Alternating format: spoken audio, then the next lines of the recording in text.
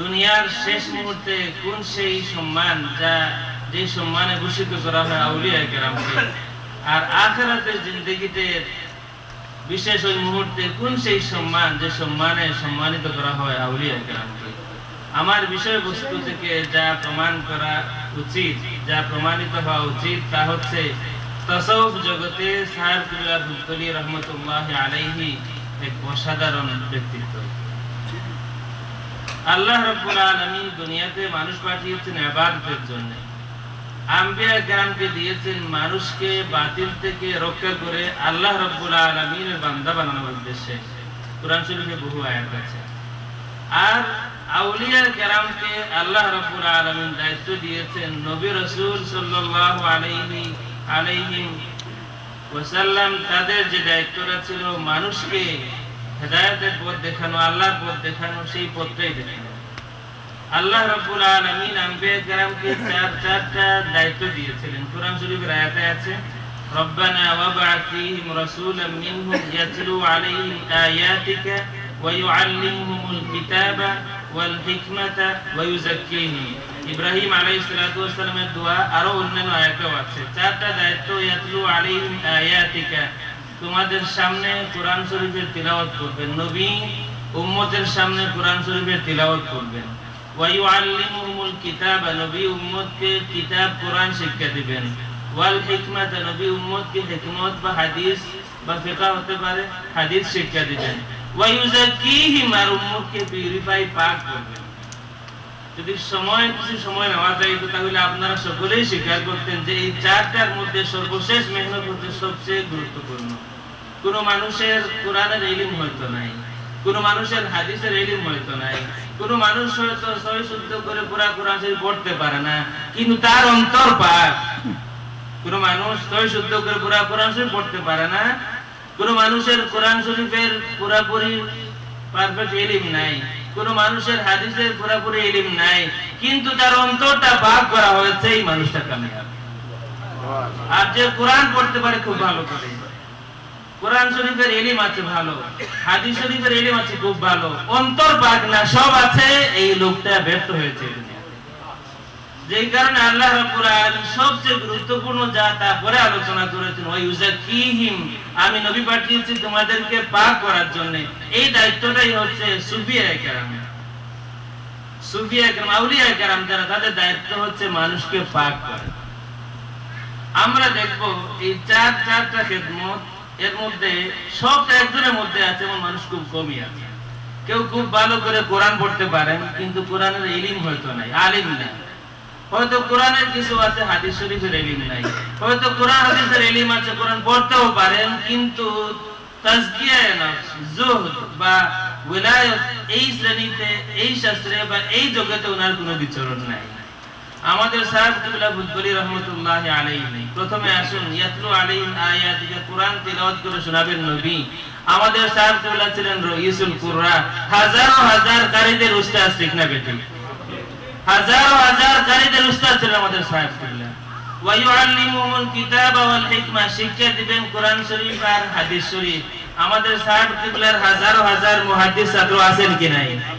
আমাদের সাহেব কিবলার হাজার মুহাদ্দিস ছাত্র আছেন, এখানেই শেষ না। সর্বশেষ যে সবচেয়ে মহান দায়িত্ব, সেটা হচ্ছে মানুষের অন্তরকে পাক করা। হুজুর বলেছেন, কারো অন্তর যদি পাক হয়ে যায়, মানুষটা পাক। কারো অন্তর না পাক, সব ঠিক আছে, অন্তর না পাক, এই মানুষের পুরো বডিটা না পাক। আমাদের সাহেব কিবলা বুলতলি রহমতুল্লাহ আলাইহি জিন্দেগীর এই অংশটা অত্যন্ত গুরুত্বপূর্ণ। মানুষের খেদমতে ছিলেন কি করে মানুষের অন্তরকে পাক করা যায়, যাকে আরবি ভাষায় তাসাউফ বলা হয়, বা পীর মুরিদি আমরা আমাদের ভাষায় বলে থাকি, মানুষের অন্তরকে পাক করা। আমাদের বুলতলি সাহেব কিবলা রহমতুল্লাহ আলাইহি এই জগতে যারা বিচরণ করেন, তারাই বুঝতে পারেন যে সাহেব কিবলার মাকাম মর্তবা কোথায়। আমি শুরু করতে চাই এই পয়েন্টটা। একজন বুজুর্গ যিনি এখনো আছেন, এই গত বছর রমজান শরীফে মদিনা শরীফে যার সাথে দেখা হয়েছে, উনি আমাদের সিলসিলার না, বুলতলি সিলসিলার না, বদরপুরি সিলসিলার না, জয়পুরি সিলসিলারও না, যাকে খাজা লকব দেওয়া হয়েছে। খাজা লকব কি করে পাওয়া যায় এই বিষয় এখানে না, যাকে খাজা লকব দেওয়া হয়েছে, তিনি বলেছিলেন, আমি আগে বললাম তিনি আমাদের কোন সিলসিলার না, সাহেব কিবলার কোন ছাত্রও না, কোন আত্মীয়ও না।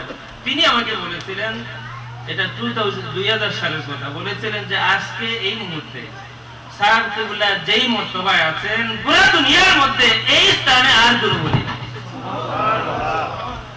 কারণ বলেছিলেন যে ওলায়াত ওলিদের জগতে, ওলায়াতের জগতে এমন একটি দরজা আছে, এমন একটি স্থান আছে যেখানে পৌঁছতে হলে রক্ত দিতে হয়। তিনি বলেছিলেন এই 2000 সালে বলেছিলেন যে ওই রক্ত এই 2000 সাল পর্যন্ত সাহেব কিবলার জামানায় ওই রক্ত সাহেব কিবলা ছাড়া আর কেউ দেন না। উনি এখনো আছেন। গত রমজান শরীফে সালাম দিয়ে বেরিয়েছি, বাবুল বাকির দিয়ে উনাকে পেয়েছি। সাহেব কিবলা বুলতুলি রহমতুল্লাহ আলাইহি হাজার হাজার খলিফা আছেন এবং অনেকের অভিজ্ঞতা অনেক ধরনের হতে পারে। আমি একজন অভিজ্ঞতা বলতে পারি। সাহেব কিবলা বুলতুলি রহমতুল্লাহ আলাইহি উনার গুরু মুরিদের পিছনে দীর্ঘদিন মেহনত করেন, সবক দেন, সবক নেন, কোন ভুল ভ্রান্তি থাকলে ঠিক করে দেন। সর্বশেষ একজন অভিজ্ঞতা বলছি, এটা সবার নাও হতে পারে। সাহেব কিবলার এক খলিফার অভিজ্ঞতা বলছি। তিনি বলেছিলেন, বা আমি যতটুকু জানি, যখন সাহেব কিবলার মর্জি হয়, মন চায় ওনার কোন খলিফা বা ওনার কোন মুরিদকে, খলিফাই বলা উচিত, ওনার কোন খলিফাকে আল্লাহ রাসূল সাল্লাল্লাহু আলাইহি ওয়া আলিহি ওয়াসাল্লামের দরবারে নিয়ে হাজির হবেন বা হুজুরের দরবারে ওনার খলিফা গ্রহণযোগ্য হবেন, গৃহীত হবেন, মকবুলিয়ত হাসিল হবে ওনার কোন খলিফা, তখন সাহেব কিবলা রহমতুল্লাহ আলাইহি ওনার খলিফাকে সামনে নিয়ে হুজুরের দরবারে হাজির হন। এবং যার অভিজ্ঞতা বলছি তিনি বললেন যে আমি দেখলাম আল্লাহ রাসূল সাল্লাল্লাহু আলাইহি ওয়া আলিহি ওয়াসাল্লামের বদন মুবারক এত নরম, এত সফট যে যখন আরেক সাহেব কিবলার কোন খলিফাকে পেশ করলেন, সাহেব কিবলা যখন মুআনাবা করলেন, দেখা গেল আল্লাহ রাসূল সাল্লাল্লাহু আলাইহি ওয়া আলিহি ওয়াসাল্লামের শরীর মুবারকে ওনার আঙ্গুলের দাগ। আমার বাড়ি গিলাসড়া আসলে ফেন্সিগঞ্জ, আমার বাড়ির পাশে নবীনছড়া বাগানে একবার খানকা হয়েছিল, একবার চিল্লা হয়েছিল। ওখানে যারা ছিলেন একজনের কথা বলছি, বললেন যে এক সময় দেখি আমার চতুর্পার্শ্বে বিষাক্ত ধরনের পিঁপড়া আর একটা কীড়া আছে। আমার বডি ছাড়া যা খালি আছে এই কবরের ভিতরে পিঁপড়া, বিষাক্ত ধরনের পিঁপড়া আর কীড়া ছাড়া আর কিছু নাই। তখন বললেন যে আমার অবস্থা বর্ণনা করার মতো না। মিনিট যায় নাই, হঠাৎ করে কবরের উপরে যে টিনটা ছিল, একটা নিয়ম আছে ওখানে, যারা খেদমতে থাকেন উনি বাইরে থাকেন, এক কবরের সাথে আরেক কবরের যোগাযোগ হয় চিঠিপত্রের মাধ্যমে। এক কবরে কেউ অন্য কবরে যদি চিঠি দিতে চান তাহলে খাদিমের কাছে দিয়ে দেন, টিনের উপরে রেখে দেন, কথা নাই, এই টিন থেকে নিয়ে কবর মতো অন্য কবরে পৌঁছে আসে। উনি বললেন যে হঠাৎ করে আমার কবরের সামনে টিনে আওয়াজ হলো। আমি হাত বাড়াইয়া দুইটা কাগজ পাইলাম, সাহেব কিবলা বুলতুলি রহমতুল্লাহ আলাইহি নিজের হাতের লেখা। একটা টুকরার মধ্যে উর্দু বা বাংলাতে লেখা, আর একটা টুকরার মধ্যে আরবিতে লেখা। আরবি যা লেখা কোরআন শরীফের একটি আয়াত, আর বাংলা বা উর্দুতে যা লেখা তার মধ্যে লেখা তোমার সোজা ডান পাশে একটি ছিদ্র আছে, ওই ছিদ্রের ভিতরে কোরআন শরীফের আয়াতটা ঢুকাইয়া দেওয়ার জন্য।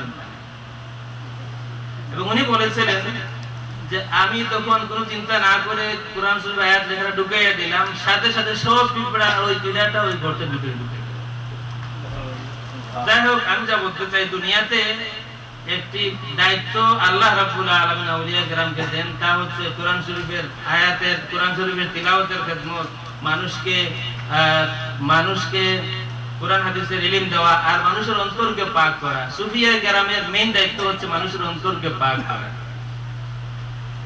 আমাদের সাহেব কিবলা রহমতুল্লাহ আলাইহি এই দায়িত্ব যথাযথভাবে আঞ্জাম দিয়েছেন। আমি বলতে পারবো না, যেহেতু আমি এই জগতের কেউ না। এই জগতের যারা, তারা বলতে পারেন সাহেব কিবলার মাকাম কত এবং কত খেদমত করেছেন, কত মেহনত করেছেন এক এক মুরিদ বা এক এক খলিফাকে মাকাম মাকসুদে পৌঁছে দেওয়ার জন্য হুজুর পাক সাল্লাল্লাহু আলাইহি ওয়া আলিহি ওয়াসাল্লামের দরবারে প্রিয় এবং মকবুল করে দেওয়ার জন্য।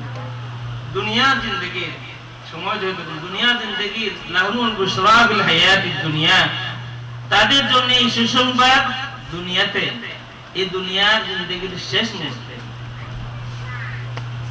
মুহাদ্দিস সাহেব হুজুর, যার বর্ণনা বলছি, আমাদের মুহাদ্দিস সাহেব হুজুর আল্লামা হাবিবুর রহমান সাহেব, ইসামতি মাদ্রাসার প্রিন্সিপাল, ওনার বয়ান আমি বলতেছি, ওনার বর্ণনা বলতেছি। সাহেব কিবলার যে রাতে ওনার অভাব হয়, বাংলাদেশ টাইমটা ছিল 2টা 9 মিনিট, এই সময়ে সৌদি আরবে টাইম ছিল 11টা 9। টাইমটা বললাম একটা বিশেষ কারণ। মদিনা শরীফের 2 জন মানুষ, বাংলাদেশি 2 জন মানুষ, একজন খাবে দেখেন যে আজকের এই রাতের ফজরের জামাতে মদিনা মসজিদে নববীতে মুসল্লির সংখ্যা অত্যন্ত কম। জিজ্ঞাসা করলেন যে মুসল্লিরা কোথায় গেলেন? জবাব দেওয়া হলো তখনও খবর যায় না। টাইমটা এই কারণেই বললাম যে তখনও সৌদি আরবে খবর যায় না, সাহেবগুলা বিদায় নিয়ে গেছে। ওনাকে বলা হলো, জিজ্ঞাসা করলেন যে আজকে মুসল্লিরা কোথায়? জবাব দিলেন যে আজকে মুসল্লিরা বাংলাদেশে গিয়েছেন।